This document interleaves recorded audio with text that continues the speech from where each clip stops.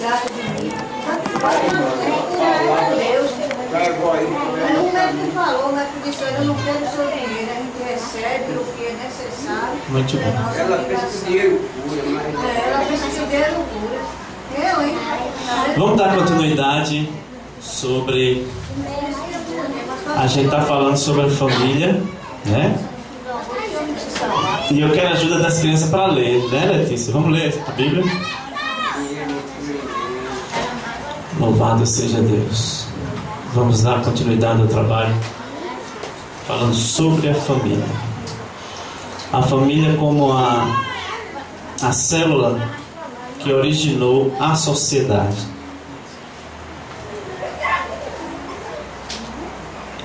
Gênesis 1.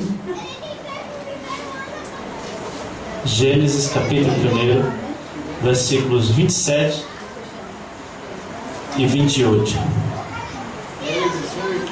Gênesis 1, 27 e 28. Quem achou pode ler. E criou Deus o homem à sua imagem, e a imagem de Deus criou. Certo. Macho e fêmea os criou. Deus os abençoou e Deus lhe disse: frutificai e multiplicai-vos e enchei a terra e sujeitai-vos a dominar sobre os peixes, o mar e sobre as aves do céu e sobre todo animal que se move sobre a terra. Muito bem. O 27. E criou Deus o homem à sua... 27? Sim. E criou Deus o homem à sua imagem, a imagem de Deus criou, macho e fêmea os criou. Pronto. O 27 até. Muito bem. Quando Deus pensou na família, na sociedade, na humanidade, Ele imaginou criar, primeiro, um belo casal que pudesse expressar a sua própria beleza e perfeição. E criou Deus o homem à sua imagem,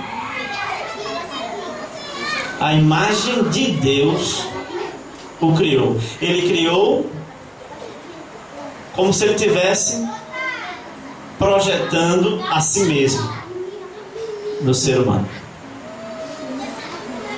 Ele criou o homem se projetando no homem a sua própria imagem e perfeição.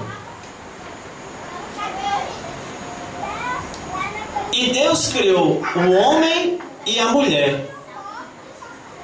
Quando Deus imaginou a criação, idealizou a criação, Ele idealizou o casal. Ele idealizou o homem e a mulher.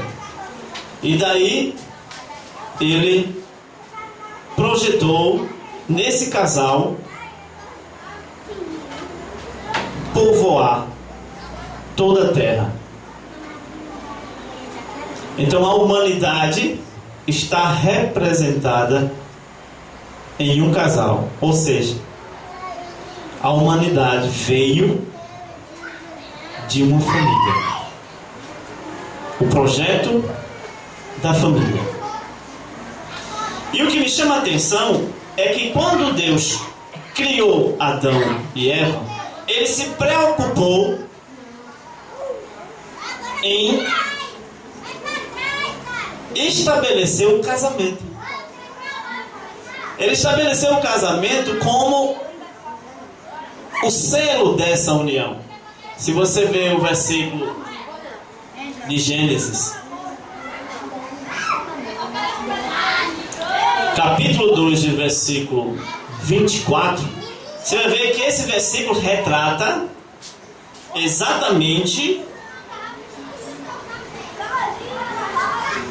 o estabelecimento do casamento como selo da união entre o homem e a mulher. Vamos ver aí? Quem vai ler? Portanto, deixará o varão o seu pai e a sua mãe, e apegar-se-á a sua mulher, e serão ambos uma carne. E serão ambos uma só carne. E aí, o selo do casamento é o selo dessa união.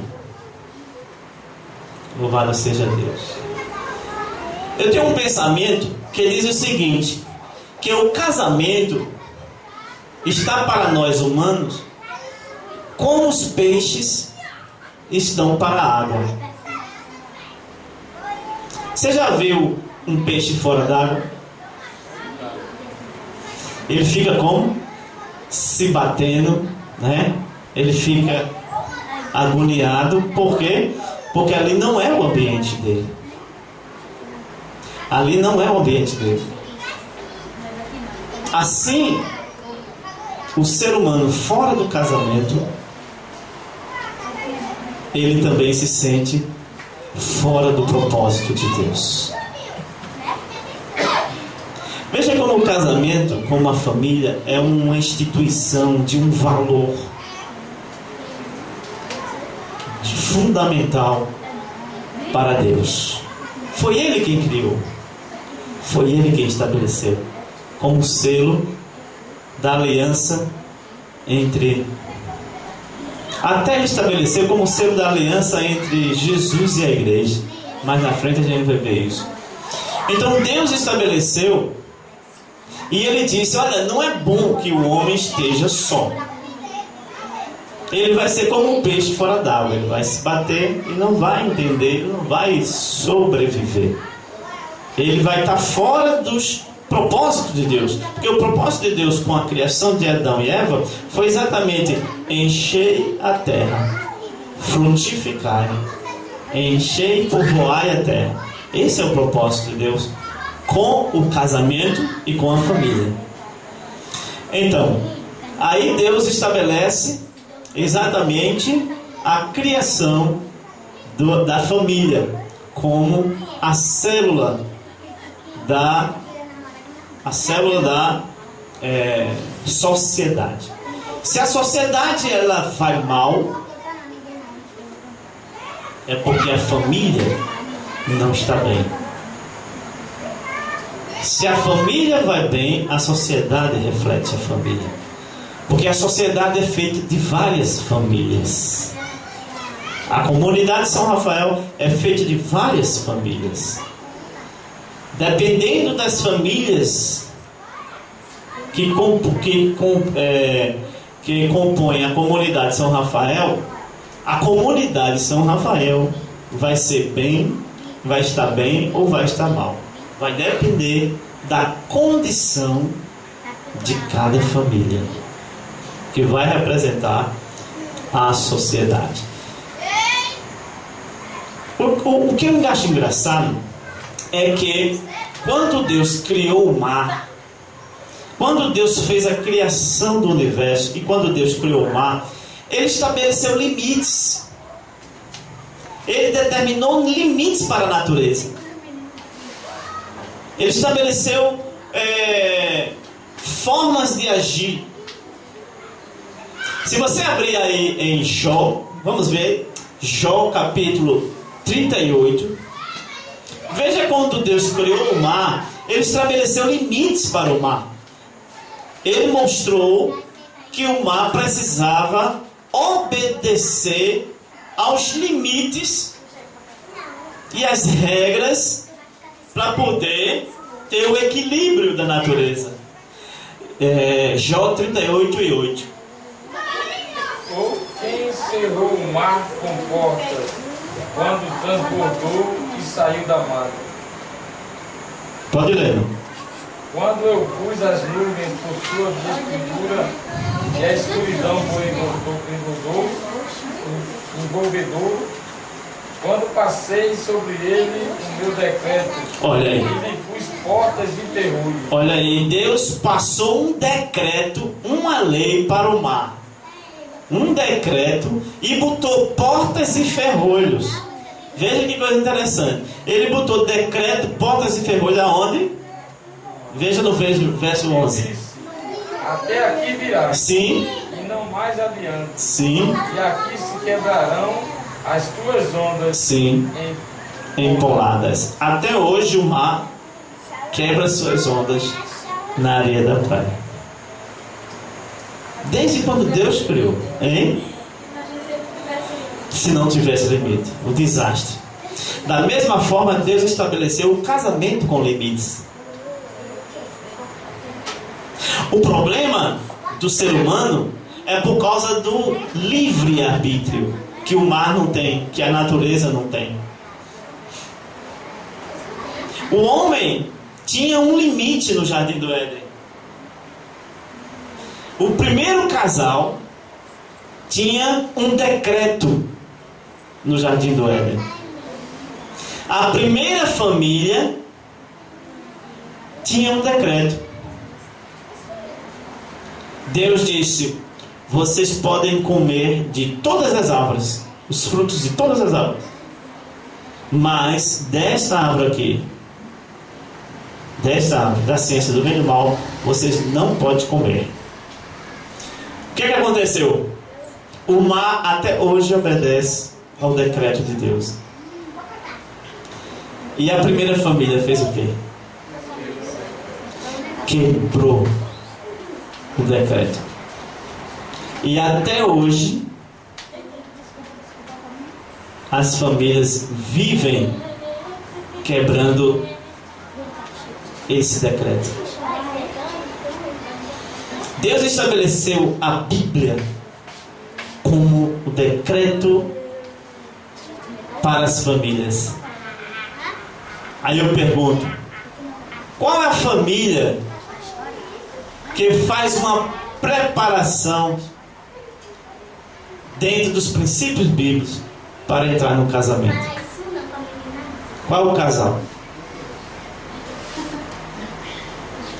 E ainda querem ser bem-sucedido no casamento, exigindo de Deus que tem que ser bem-sucedido no casamento. Existe pré-requisito para que o casamento, para que a família funcione bem como obra de Deus. São ordens naturais,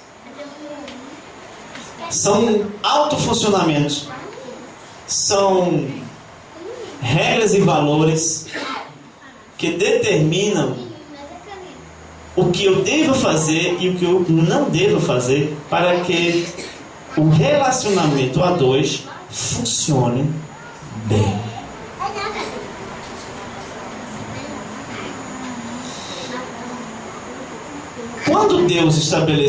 Quando Deus criou a obra, a sua obra da criação, a natureza, o planeta, Deus estabeleceu uma lei na natureza que ninguém precisa estudar ela, que todo mundo já sabe. Se eu soltar essa Bíblia aqui, o que vai acontecer? Ela vai cair. Mas por que você sabe disso? Porque existe o quê? A lei da gravidade que vai puxar esse objeto para baixo. Se eu soltar essa Bíblia, Nino, se eu soltar essa Bíblia lá no espaço, o que vai acontecer com essa Bíblia? Ela vai flutuar. Por quê? Porque lá no espaço não tem a lei que Deus estabeleceu para esse planeta. Quem botou na cabeça do gato? Nino, quem botou na cabeça do gato que ele é para caçar rato e não borboleta? Quem foi que ensinou para o gato que ele tinha que caçar rato? Já nasce o gato, a sua espécie, já nasce com essa lei pré-estabelecida na espécie do gato. Quem botou na cabeça das jovens, de adolescentes, o sonho de casar e ter filhos? Para você ver como está natural na geração da própria humanidade, está incutido lá esta proposta, esse projeto de Deus. Porque foi Deus que estabeleceu lá no princípio: frutificai, né? E povoai toda a terra. Isso já está pré-estabelecido na cabeça de toda a humanidade. Se percebe que Deus tinha uma proposta com o casamento. Se o casamento de Adão e Eva não deu certo, não foi culpa de quem fez, mas de quem conviveu no jardim do Éden. Não foi culpa de quem deu a ordem, mas foi culpa de quem desobedeceu a ordem. Se o meu casamento não está bem, a culpa não é de Deus. A culpa é nossa. Alguma coisa eu fiz para que o casamento, que é uma instituição divina e que é responsabilidade minha zelar por aquilo, porque quando Deus criou Adão e Eva, Ele não simplesmente jogou como jogou animais assim, puf, não. Ele jogou Adão e Eva, Ele não jogou, Ele criou assim a espécie de baleia, de elefante, né? Aí vamos criar o homem como um peixe-boi. Não é. Ele criou o homem até de forma diferente, porque Ele projetou toda a sua vontade, todo o seu amor, toda a sua gratidão no homem, na criação do homem. Então, quando Deus criou Adão e Eva, Ele colocou num lugar todo especial, feito só para eles. Deu tudo o que eles precisavam, necessidade de um casamento, eles tinham no jardim do Éden. Tudo o que ele precisasse para um bom relacionamento a dois, eles tinham lá no jardim do Éden. E mesmo assim, o casal procurou a coisa errada e fez o erro. Ainda hoje, os casamentos, quando não dão certo, é porque em algum momento a gente falhou com a determinação de Deus, as regras, as normas que determinam um bom casamento. Mas o pior não é nada, é que tem a terceira pessoa, ou melhor, vamos chamar de quarta pessoa, que também tem propósito no casamento. Só que é propósito para destruir o casamento. Deus tem propósito com o casamento. E aparece a quarta pessoa, porque a terceira pessoa é Deus no casamento. Adão, Eva, Deus, e apareceu a quarta pessoa que tem um projeto também, mas é para destruir o casamento. Deus tem um projeto para construir, e Satanás tem um projeto para destruir o casamento. E me parece que para o casal é muito mais fácil. A irmã já está rindo, né? Parece que para o casal é muito mais fácil fazer a coisa diferente do que Deus mandou, do que propriamente você segurar ali e dizer: não, eu casei, vou até o fim, porque Deus quem estabeleceu o casamento. E eu sei que quem está por trás de quem quer destruir o casamento não é Deus. Se eu for por esse caminho, eu não estou seguindo a Deus, eu estou seguindo a quem tem um propósito de destruir o casamento, que é Satanás. Então, Satanás também colocou o seu projeto em andamento de destruir e de extinguir os princípios e os valores que dizem respeito ao casamento. Tudo que for para regulamentar um bom funcionamento de um casamento, Satanás deturpa. Satanás muda, mexe, transforma. Porque é projeto dele destruir e ser contrário. Confronta. Satanás confronta os projetos de Deus. Então, o projeto de Deus é exatamente a comunhão do casamento. E o projeto de Satanás é exatamente separação, divórcio do casamento. Então, existem duas linhas para você estabelecer o seu casamento: os princípios divinos e os princípios do inimigo. Só que tem um detalhe. Deus diz assim: o que Deus ajuntou,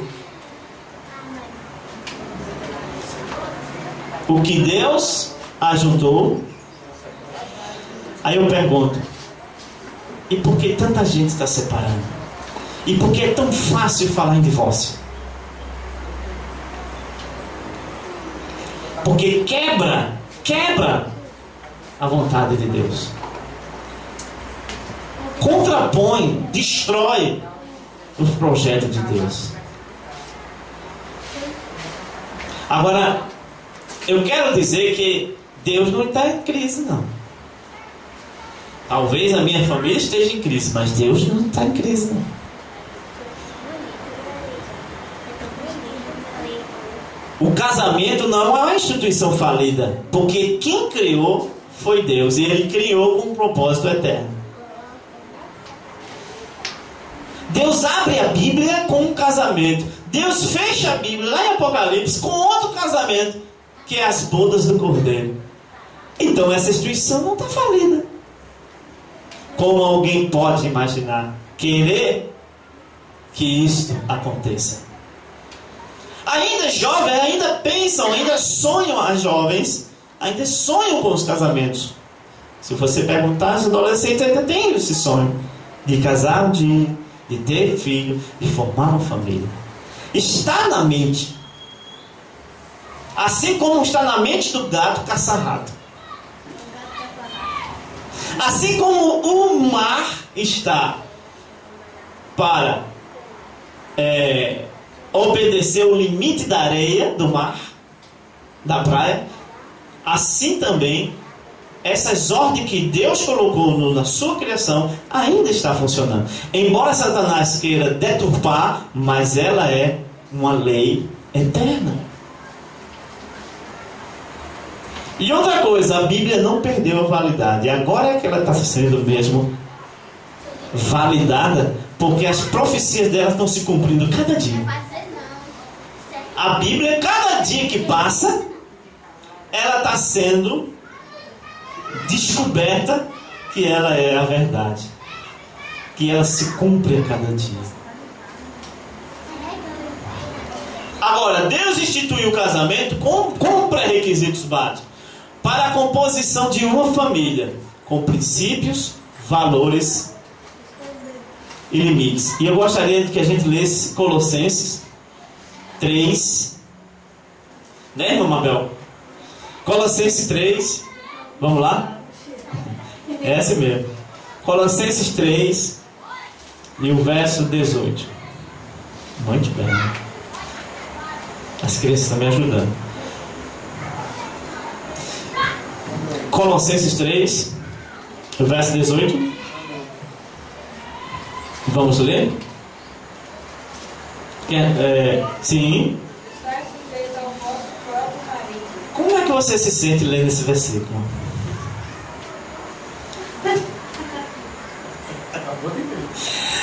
Hein? Como é que você se sente lendo esse versículo? Não, seja sincero. É difícil? É. Mas se as mulheres pudessem tirar um versículo da Bíblia, qual era o versículo que já tirava?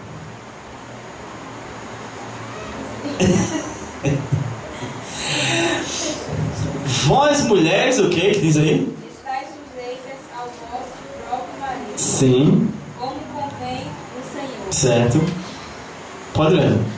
Vós maridos, amai a vossa mulher, e não vos irriteis contra ela. Certo. O que mais? Vós pais. Sim. Vós filhos. Opa, agora pegou filhos. É. Vós filhos, obedecei em tudo a vossos pais. Eita. Porque isto é agradável ao Senhor. E agora? Vós pais. Muito bem. Não irriteis a vossos filhos, para que não percam o ânimo. Muito bem. Escuta uma coisa. Deus estabeleceu a família.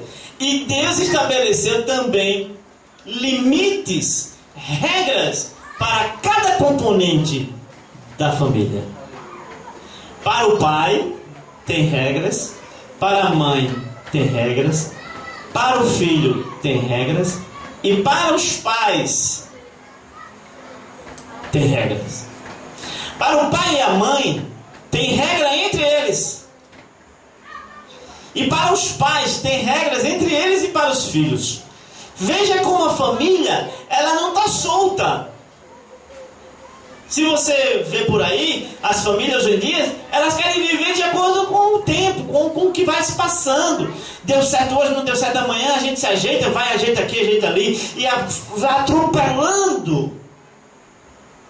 E às vezes o propósito de Deus vai ficando lá para trás. E a pessoa vai derrubando tudo, vai fazendo como quer, decide como quer, e acha que é dono de casa. E essa expressão de dono dá uma certa autoridade, quer fazer o que acha que deve ser feito, e termina atropelando. E aí quando chega lá na frente e a coisa está desmantelada, aí a primeira coisa é: vamos nos separar. Mas por quê? Aonde erramos? Aonde foi que a gente errou? Primeiro, vamos analisar o que foi que a gente fez de errado para que a coisa não desse certo. Porque se a família é uma instituição que Deus criou com o intuito de permanecer eternamente, que ele disse assim, o homem estará ligado à mulher até que a morte os separe. E por que a gente antecipa essa separação? Alguma coisa houve de errado. E aí a gente vai conversar um pouco sobre cada especialidade aí entre os membros da família, né? Então veja uma coisa. Primeiro, os versículos, aquela parte que as mulheres se sentem um pouco como que meio constrangida. Vós mulheres estáis sujeitas aos vossos maridos. Hein, irmã Mabel? Hein, irmã Mabel? Não é constrangedor para as irmãs?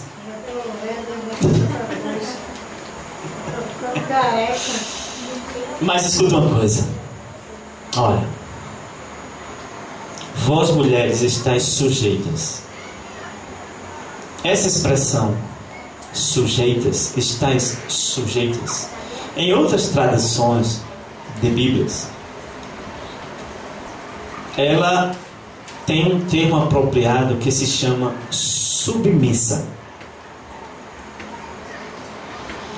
A mulher deve estar submissa ao marido. Ah não, pastor, não mudou muita coisa não. Mudou.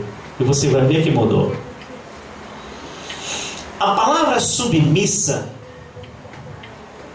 ela tem um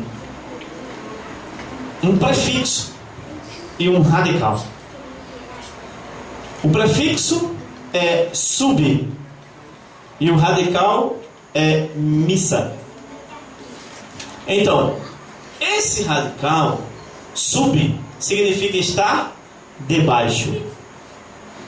E missa significa missão. Então veja uma coisa. Submissa é estar debaixo de uma missão. Então, escuta uma coisa. Não é a mulher ser subserviente às opressões e ditaduras e da imposição do machismo do homem. Não é a mulher estar sujeita a tudo que o homem, por vontade própria, querer impor nas mulheres. Não. A mulher, ela está debaixo de uma missão. Qual é a missão da mulher? Quando Deus criou o homem, Ele também criou a mulher e Ele disse por que foi que criou a mulher. Ele disse: eu vou criar uma adjuntora que esteja para ajudar. Adjuntora. Um complemento. Então veja bem, Eva, escuta uma coisa, Eva foi criada depois de Adão. Quando Deus criou Adão, Ele passou uma missão para Adão. Ele disse a Adão: Adão, ele passou uma missão para Adão. Ele disse: Adão, calma, não tem nada a ver. Enoque, fecharia a grade, Enoque, por favor. Fique quietinho. Fique quietinho. Fique quietinho. Estamos dentro da igreja. Então veja aqui. Escuta uma coisa. Essa menina. Senta aqui. Senta aqui. Senta aqui. Fecha essa. Fecha a grade. Isto. Pronto. Muito bem. Então veja bem. Eva estava debaixo de uma missão. Escute. Eva estava debaixo de uma missão. E essa missão que Eva estava debaixo, Deus tinha entregue a Adão. Deus entregou a missão a Adão. Adão, não coma desta árvore. A missão de Adão era obedecer a ordem de Deus. Não coma dessa árvore. Deus não falou com Eva isso. Deus passou para Adão e Adão ia passar para a mulher. Então, Eva estava debaixo de uma missão que Adão também estava debaixo dessa mesma missão que foi Deus que entregou a ele. Então veja que coisa interessante. Eva estava debaixo de uma missão. Eva era submissa, sujeita a Adão, assim como Adão também era sujeito a Deus. Então a coisa não está solta, né? A coisa não está solta. Simplesmente, mas a mulher está sujeita ao marido. Então eles pegam esse versículo aí e acham que a mulher tem que ficar sujeita ao marido, mas não é dessa forma. A mulher está sujeita ao marido, assim como o marido está sujeito a Deus. Se o homem não está sujeito a Deus, então ele não pode exigir da mulher a sujeição que ele mesmo não está se sujeitando a Deus. A missão que Adão tem para Eva era a mesma missão que Deus tinha para Adão. Veja que coisa interessante, né? As crianças. Então veja bem, tem um versículo aqui, ó. Veja bem. Abra aí a sua Bíblia. Veja que coisa interessante. 1 Coríntios capítulo 11 e o verso 3. 1 Coríntios capítulo 11 e o verso 3. saibais Sim. que Cristo é a cabeça de todo varão. Peraí. Escuta uma coisa. Quem é a cabeça do homem? Cristo. Então o homem não está sem cabeça por aí. O homem tem uma cabeça. Significa que o homem está debaixo de uma ordem. O homem está debaixo de uma ordem. A cabeça significa comando. O homem tem um comando. O homem não está solto aí não, para fazer o que quer não. Ah não, eu vou fazer o que quer. Não, você tem uma cabeça. E toda cabeça é o que comanda o corpo. Então, quando Deus instituiu, Ele disse assim, olha, Cristo é a cabeça do homem. O que mais, Joel?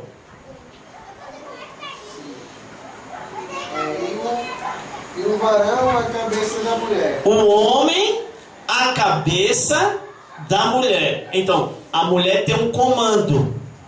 Veja a linha de círculo de comando, de hierarquia, certo? Cristo a cabeça do homem,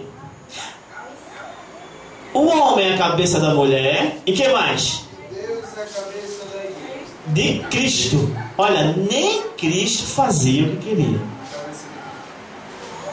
Quando Jesus veio ao mundo, Ele mesmo disse, eu não vim fazer a minha vontade, mas sim a do meu Pai. Por quê? Porque o Pai era a cabeça. O Pai era o comando de Cristo. Então veja que há um círculo de hierarquia. Só que o homem só quer pegar aquela parte. O homem é a cabeça da mulher. E quer achar que é o máximo. Pode fazer tudo, pode mandar e desmandar, coitada da mulher. Mas esquece que é o mesmo comando que ele tem para a mulher, Deus, Cristo, tem sobre ele. Então, ele não pode fazer o que ele quer no comando da mulher, porque ele tem um comando que manda nele e diz que ele não pode fazer o que ele quer com o corpo da mulher, que ele é a cabeça. Não pode. Porque a missão que é entregue, ela já foi entregue por Deus a cada um. Quando Deus disse a Adão, Adão, não coma dessa árvore. Foi a missão que Deus deu a Adão. Essa mesma missão, Ele comandou para quem? Para Eva. Hoje em dia, os casamentos hoje em dia, escuta bem, aqui, os casamentos hoje em dia, ele perde o comando de Deus, o comando de Deus, e aí o homem fica sem a cabeça, querendo mandar e desmandar na mulher e na família, como dono de casa, como pai de família. Ele acha que tem esse direito, ele acha que tem essa força, mas deixa que essa autoridade de pai e dono de cabeça de casa, dono de casa, ele tinha que estar ligado a uma missão de Deus sobre ele. E ele perde por isso. É por isso que os casamentos, hoje em dia, é fácil ter problema. Porque o homem, ele quer constituir uma família sem a autoridade de Deus. E aí eles acham que eles têm essa autoridade. Pode fazer, não, eu posso fazer o que eu quiser na minha casa, eu posso fazer. É por isso que as coisas não dão certo. É por isso que as coisas vão dar problema nos casamentos. Dão problema. Porque o homem se veste dessa autoridade e esquece que tem uma cabeça sobre ele. Cristo, a cabeça do homem. Assim como o homem é a cabeça da mulher, assim como Deus é a cabeça de Cristo. Até Jesus teve o cuidado de manter a cabeça no lugar. Jesus Cristo teve o cuidado de manter. Ele disse: eu vou até a morte obedecendo a cabeça ao comando de meu Pai. E um dia ele chegou e disse ao Pai: Pai, eu vou fazer 3 pedidos para tu deixar eu fazer a minha vontade. Aí ele orou 3 vezes para não passar pela cruz, e a cabeça não autorizou. A cabeça de Cristo não autorizou ele não ir para a cruz. Aí ele disse: não seja feita, né, não seja feita a minha vontade, mas a vontade do meu Pai, que é a minha cabeça. Louvado seja Deus. Agora, Satanás, o projeto de Satanás, a armadilha de Satanás é exatamente quebrar esse círculo de comando. Quebrando esse círculo de comando, como ele quebrou com Adão, né? Adão exigiu uma missão de Eva e ele mesmo quem quebrou a missão. Eva quebrou a missão e depois ele quebrou também a missão. E foi exatamente quem que influenciou para quebrar o círculo de comando? Satanás. Então veja que o projeto de Satanás é justamente quebrar esse ciclo de comando. E ele vai aonde? Vai justamente no homem. Porque o homem é a cabeça da mulher, que forma a família. E ele foi exatamente no comando. Ele quebrou a estrutura de comando. Ele foi e quebrou exatamente a estrutura do casamento da família. As leis e as ordens, elas começaram a serem quebradas, serem superadas. Veja uma coisa interessante. Hoje em dia, a estatística aponta um dado alarmante. Um grande número de adolescentes prematuramente sendo mãe solteiras. O que é que o inimigo quer com isso? Ele quer que a mãe assuma o papel de pai e mãe ao mesmo tempo. A criança cresce olhando a mãe como um pai e uma mãe. O que é que se passa isso para uma criança que cresce num lar que tem uma mulher no comando e assumindo um papel de pai e mãe?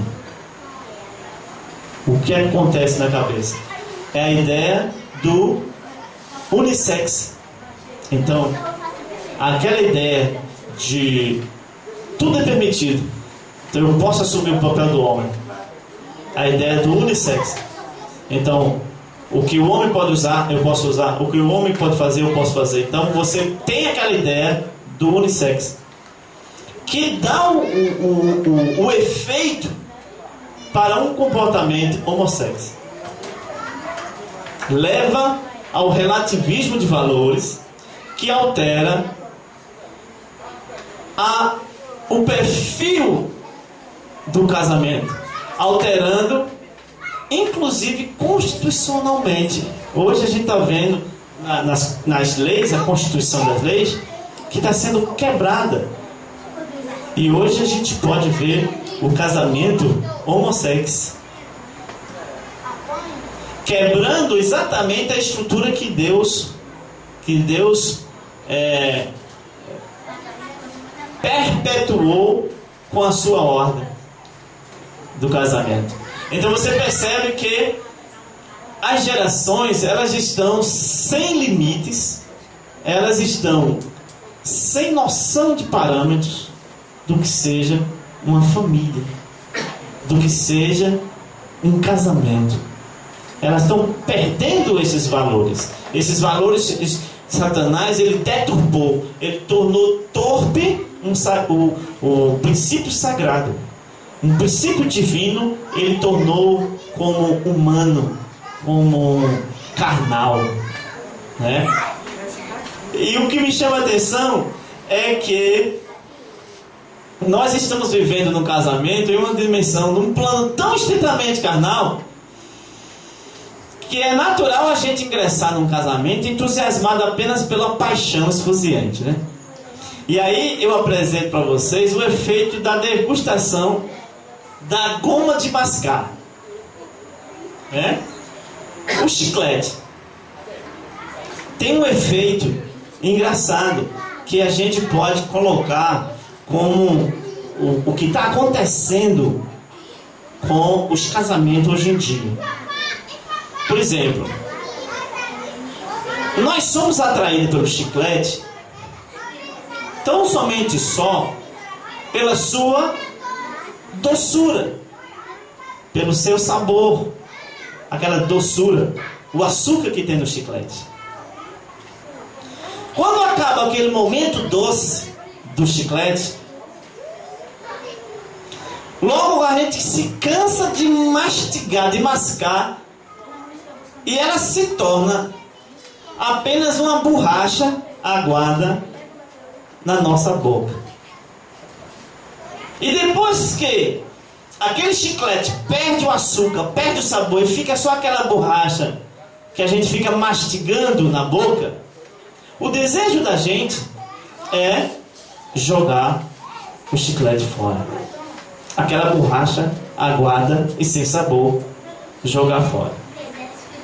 Daí a gente pode associar que a gente está entrando num casamento preparado só para a lua de mel.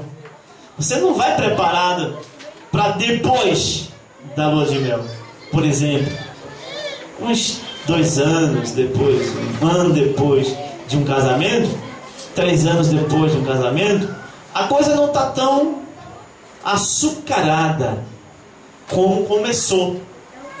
As coisas começam a perder assim aquele sentido que a gente entrou no casamento preparado para aquilo. E é por isso que hoje os casamentos duram pouco tempo e as pessoas logo vão para o divórcio para ter um novo relacionamento, um novo casamento. É como se você quisesse jogasse fora e pegasse outro chiclete e botasse na boca. Agora mais docinho novamente. E aí a gente vai sempre trocando. Quando a gente vai o chiclete vai ficando sem açúcar, a gente vai comprar outro e fica doce. A gente também pode ser o chiclete também, né? Vai jogar fora, né? É verdade. Então você vê que é verdade. Chega um momento que fica aquela goma, aquela borracha na boca, e a vontade é de se livrar daquela borracha sem sabor. Mas aí vem uma pergunta: onde erramos? Por que a coisa não deu certo?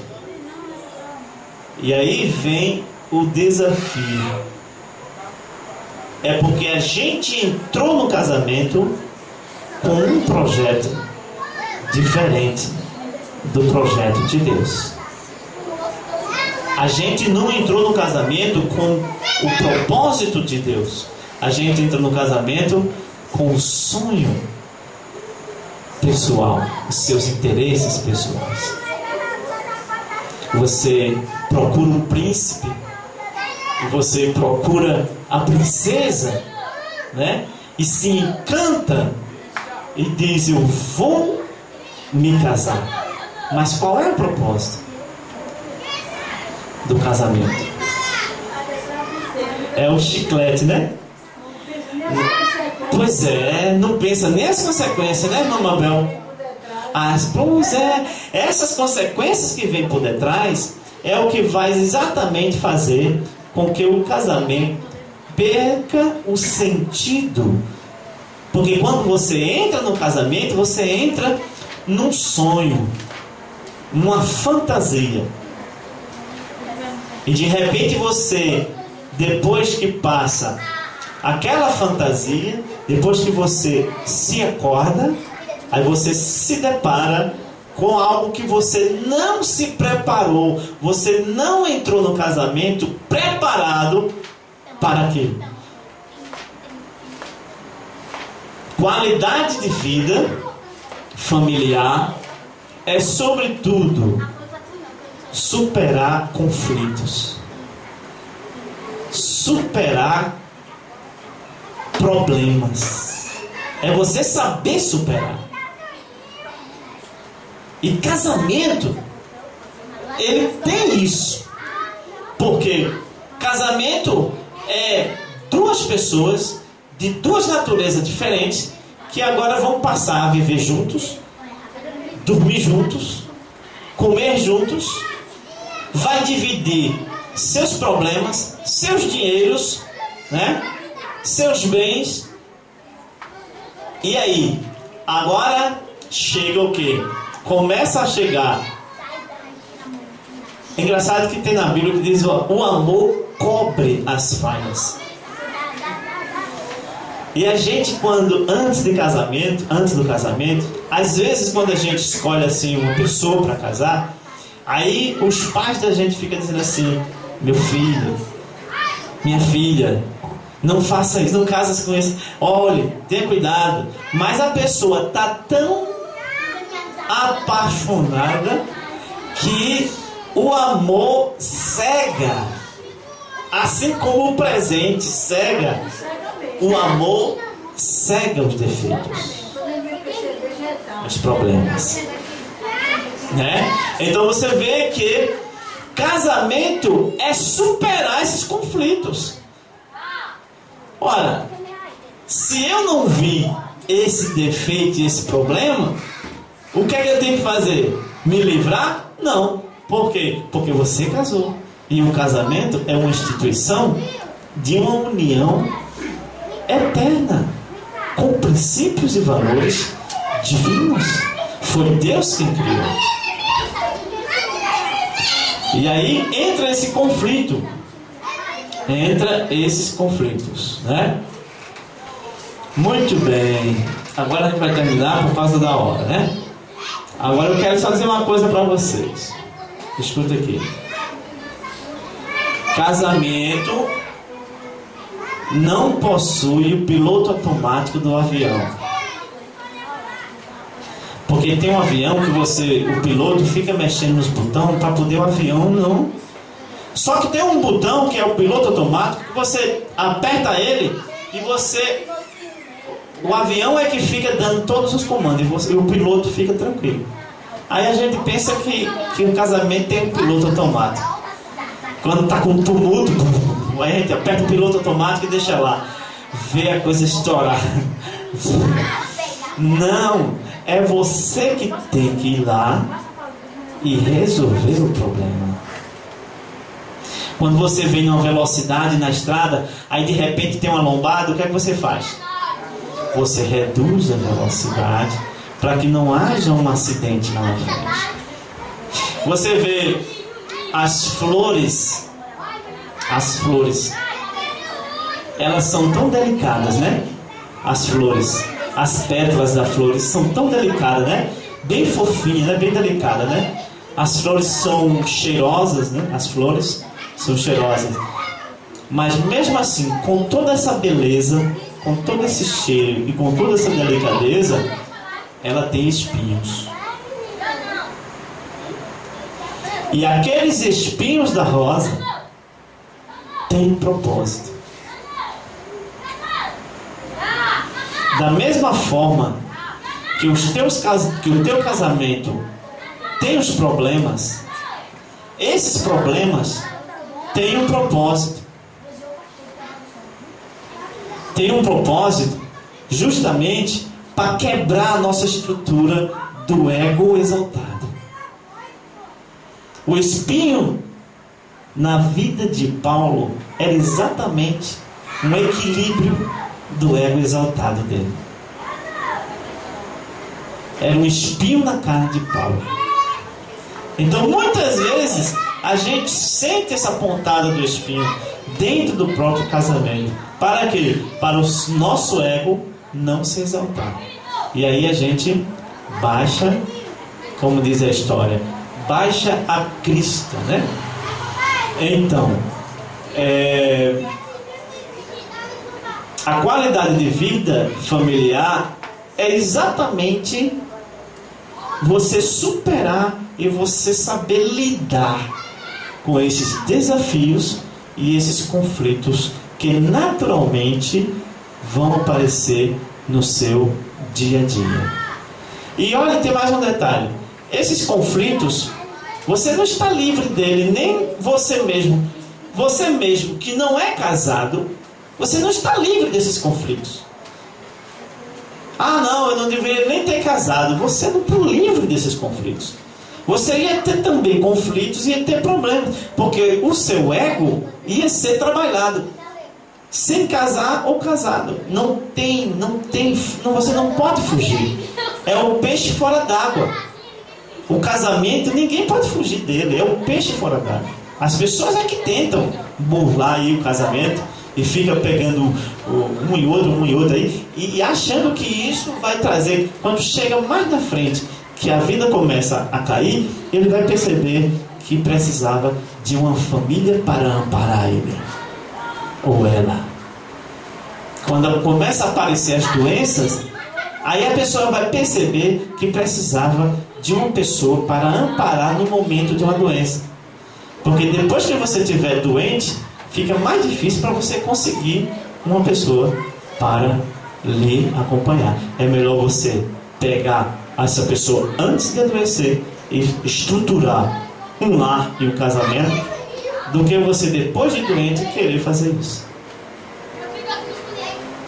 Porque a Bíblia mesmo é quem diz: é melhor dois do que um. Porque caindo um, tem o outro que pode ajudar para levantar. Não é verdade? Adoecendo um, tem o outro que pode chamar o SAMU. E às vezes você não pode nem chamar o SAMU, mas o companheiro que está do lado, ou a companheira que está do lado, pode. É melhor dois do que um. E é esse o propósito do casamento, né? Então, que Deus nos ajude e que Deus nos abençoe. Mas o símbolo dos nossos problemas nos nossos casamentos ou fora deles é o símbolo do quebrantamento.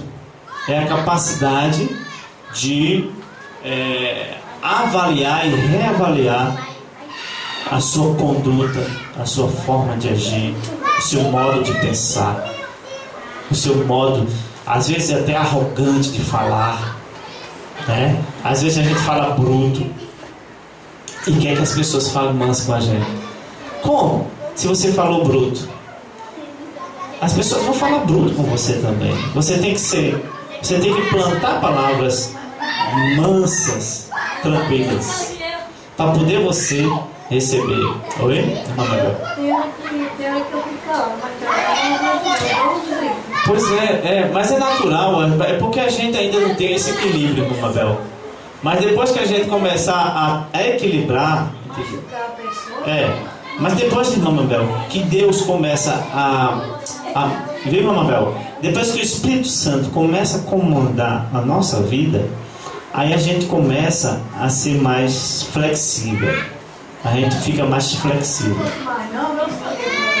Mas a gente também, mas a gente mesmo, irmã Mabel, mesmo depois de idoso, a pessoa, a pessoa pode também mudar. Olha que coisa interessante, viu? Não, e é natural. Seria um casamento de anjos se não tivesse problema. Na verdade, era anjos, 2 anjos que estivessem dentro de uma casa. Mas se é homem e mulher, viu, Mabel? Se é homem e é mulher, vai ter problemas. Aonde tiver um homem e aonde tiver uma mulher, ali também terá problemas. Mas o problema não é você ter o problema. O problema é superar aquele problema e resolver aquele problema. Porque o problema vem para a gente amadurecer, para a gente crescer, para a gente aprender a não errar mais como a gente errou. Entendeu? Se eu disse uma palavra bruta e deu problema, eu vou aprender que aquela palavra bruta eu não posso repetir. Por quê? Porque vai dar problema como Deus dá problema. Então eu vou agora tratar com outra forma, de outro jeito, né? Então que Deus nos ensine e Deus nos ajude, que o Espírito Santo possa nos conduzir a entender melhor esse processo do que é um casamento. Eu sei que já faz, por exemplo, uma estrutura de 50 anos, como a de Mabel, uma estrutura de casamento de 50 anos é uma estrutura já solidificada. Precisa de bastante cuidado, bastante zelo para essa mudança. Mas as nossas, às vezes, com poucos anos de casado, a gente fica mais fácil de você promover essas mudanças de valores e deixar Deus operar em nosso mundo. É verdade. Então, que Deus nos abençoe, que Deus nos guarde. Vamos orar e vamos pedir a Deus que nos ajude.